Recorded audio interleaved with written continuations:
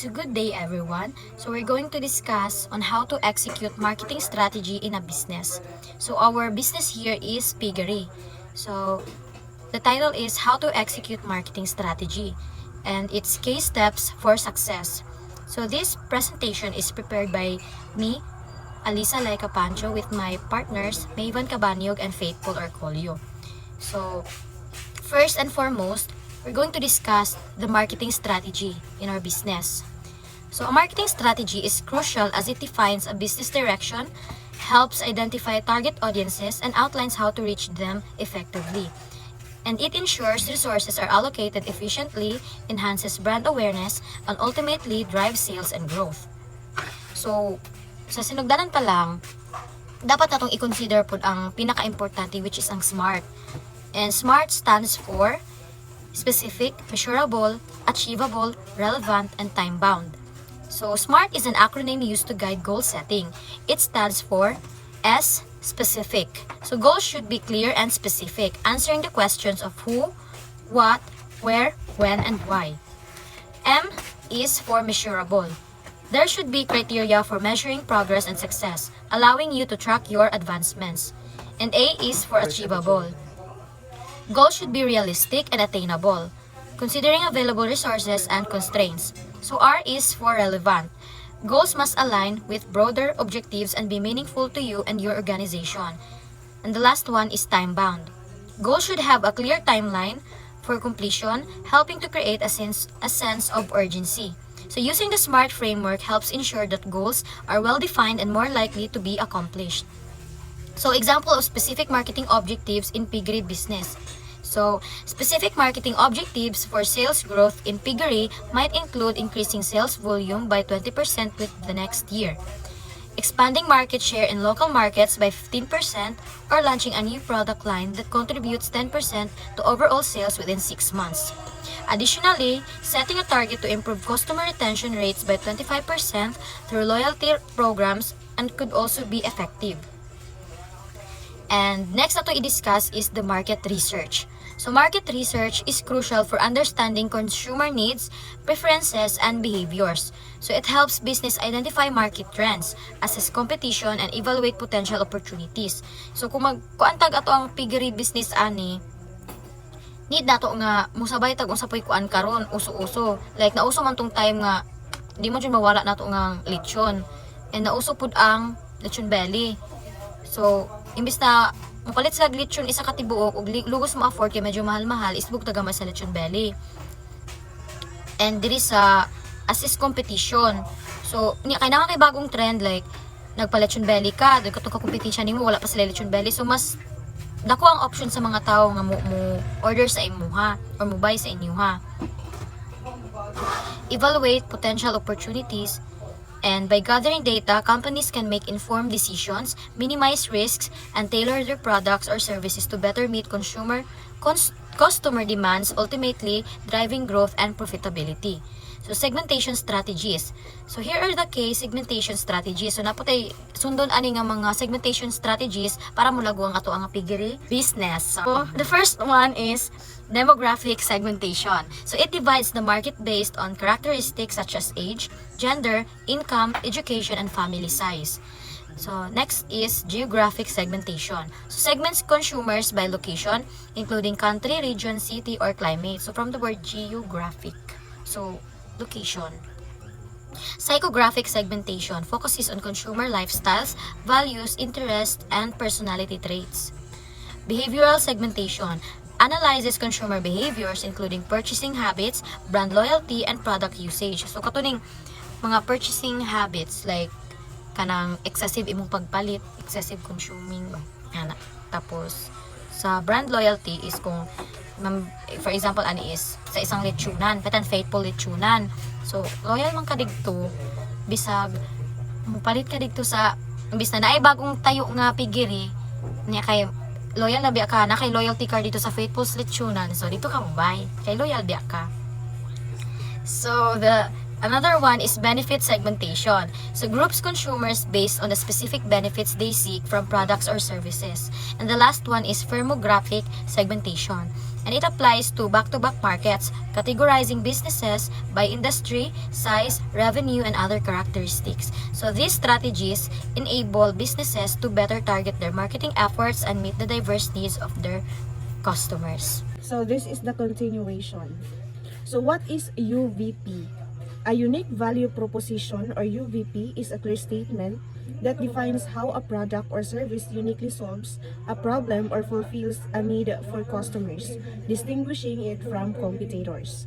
It emphasizes the specific benefits and value that customers can expect, helping to clarify why they should choose that offering over others. A strong UVP is a concise, memorable, and directly addresses customer pain points.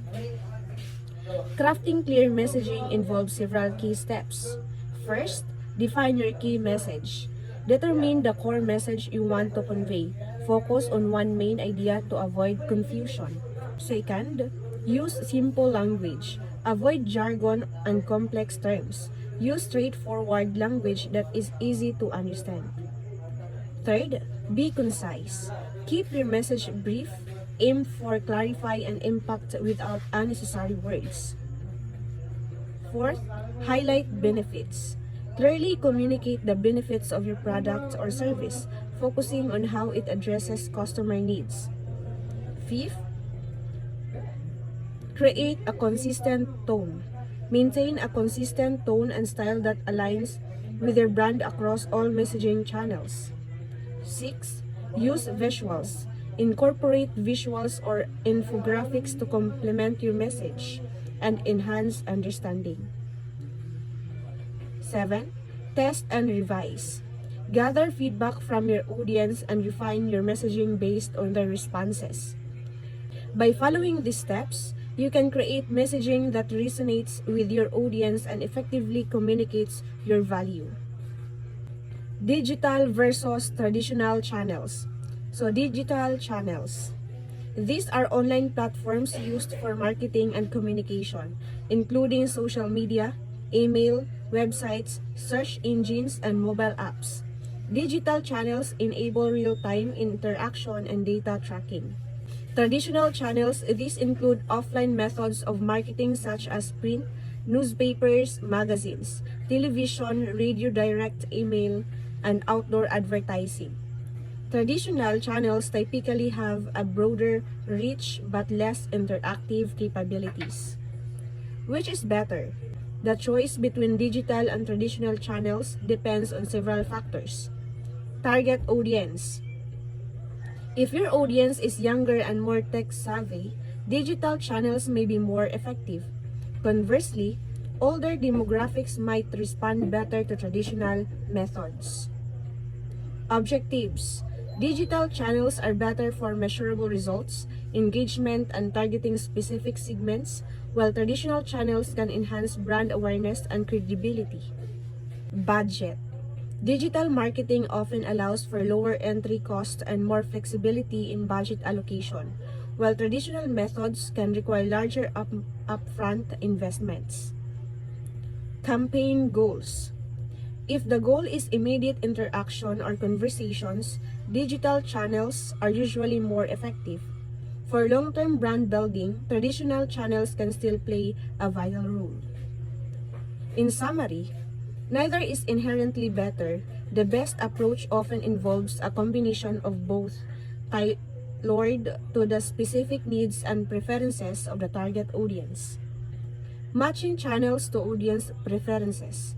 Matching channels to audience references involves understanding where your target audience engage most. Here are some common audience segments and the channels that typically resonate with them. Young adults, 18 to 24 years. Preferred channels, social media, Instagram, TikTok, Snapchat, streaming platforms, and email. Why? This demographic favors visual and interactive content, often engaging with brands on social platforms. Millennials, 25 to 40 years. Preferred channels, social media, Facebook, Instagram, email, blogs, and podcasts. Why? They value authenticity and often seek informative content and community engagement.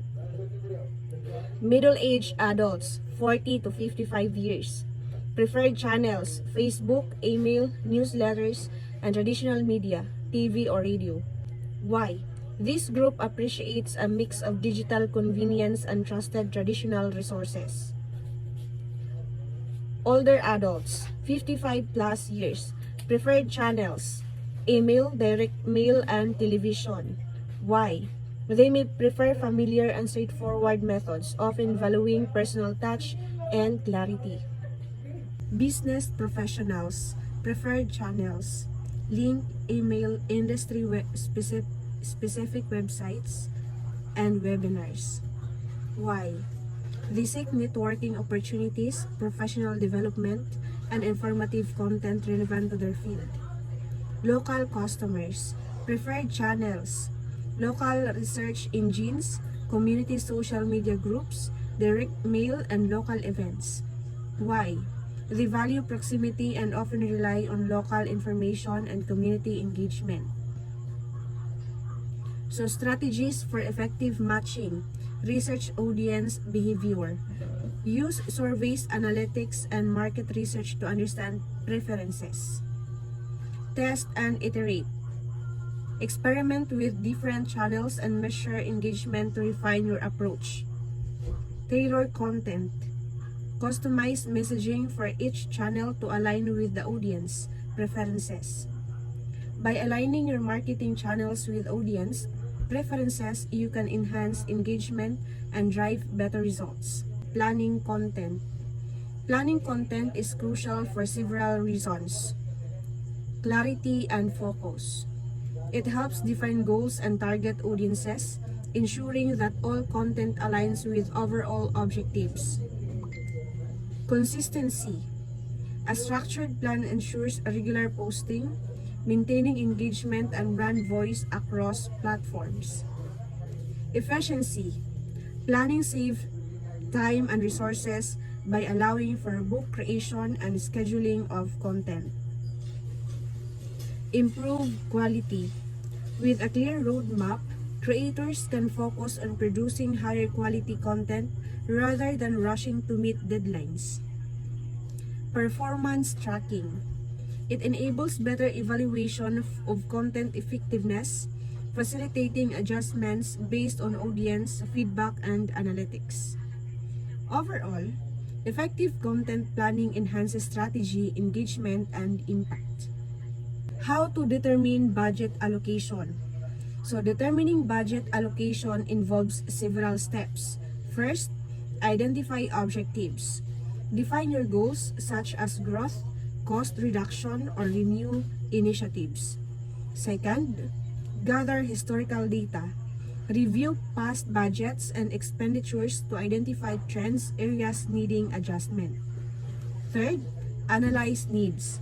Assess the needs of different departments or projects, prioritizing based on strategic importance. Fourth, set constraints, establish any limits based on overall revenue, fixed cost, or other financial considerations. Fifth, set constraints, establish any limits based on overall revenue, fixed cost, or other financial considerations. 6. Allocate resources. Distribute funds based on priorities, potential ROI, and urgency of needs. 7. Monitor and adjust. Continuously track spending and performance against the budget, adjusting as necessary to stay aligned with objectives. Involve stakeholders. Engage team members and departments is the process for better insights and buy-in. This structured approach helps ensure that your budget aligns with your organization's strategic goals. Assigning roles and responsibilities effectively involves several key steps. 1 is define objectives.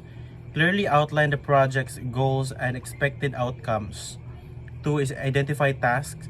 Break down the project into specific tasks or activities needed to achieve the objectives. Next is the assess skills. Evaluate team member skills, experience, and strengths to match them with appropriate tasks. Assign rules. Designate rules based on the assessment, ensuring clarity about each person's responsibilities. The next one is the communicate expectations. Clearly communicate the responsibilities and expectations to each team member. The next is to establish accountability. Define how progress will be monitored and how team members will be held accountable for their tasks.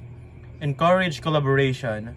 Foster a team environment where members can support each other and collaborate on overlapping tasks. Revise and adjust. Regularly check in on progress and make adjustments to rules and responsibilities as needed.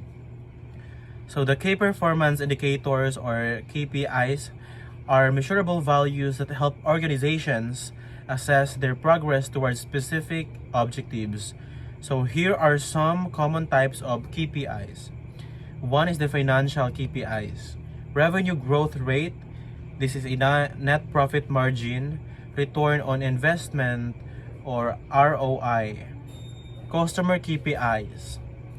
Customer satisfaction score or CSAT. This is a net promoter score, NPS, and customer retention rate. The next one is the operational KPIs. Average resolution time. This is order fulfillment time and efficiency ratio. Sales KPIs. This is a sales growth, lead con, tools for analytics. Starting to implement changes can be daunting, but taking the first step is crucial. Focus on small, manageable actions that align with your goals. The ultimate progress often comes from consistent and incremental efforts. Invite questions from the audience. So that's our video presentation. Thank you.